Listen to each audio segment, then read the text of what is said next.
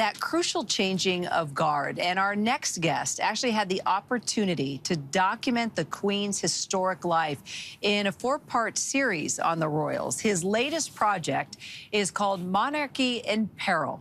Take a look. The next succession will mark a turning point for the House of Windsor, presenting more peril than promise to its dynasty. They have to have the right person leading. If they make a bad choice, then that will be the end of the monarchy.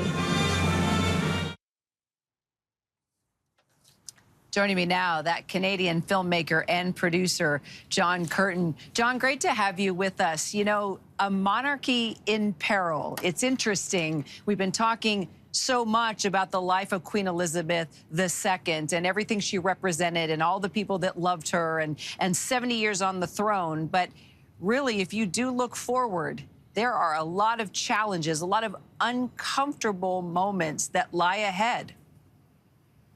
Yes, I think it starts with Prince Charles, now King Charles. If you follow the polls, he rarely makes it into any better than 8th favorite among Britons in terms of the royal family. So he's not incredibly popular, and he's also rather old-fashioned. People say that Charles was a bit of a fuddy-duddy even when he was young. Now he's going to be a 74-8-year-old man at his coronation.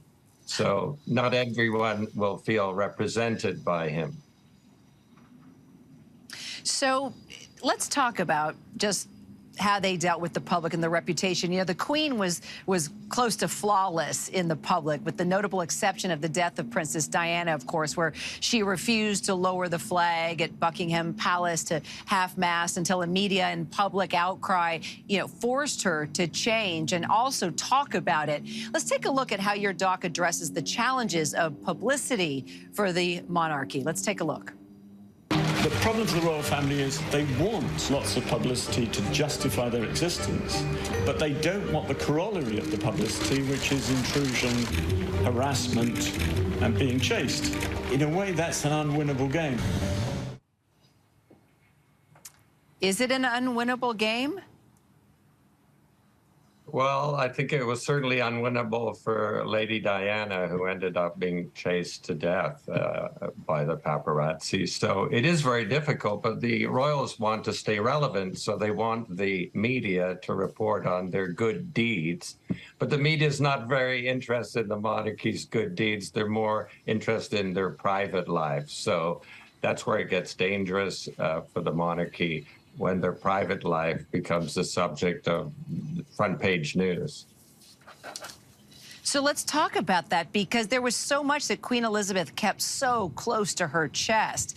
Now, slowly but surely, we're already moving into those difficult subjects, right? Like the Commonwealth history, slavery.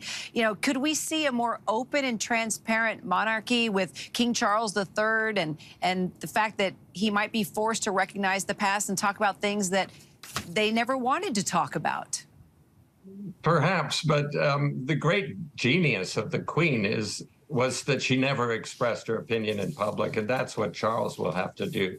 Really, the monarch's not there to express opinion, so I think he should be very careful in that regard. But unfortunately, Charles has many opinions on many subjects, from architecture to gray squirrels to the environment. He likes voicing them in public, and I think it's going to be very difficult for him to stay silent, because he's basically an engaged man who wants to speak out. I think most people agree with him on many of the issues at stake here, certainly on on the environment, where he was way ahead of the curve.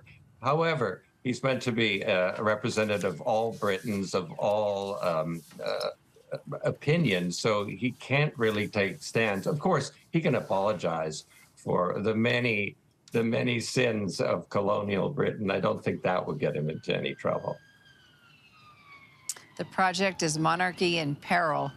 We will follow your documentary and talk more. John Curtin, thank you.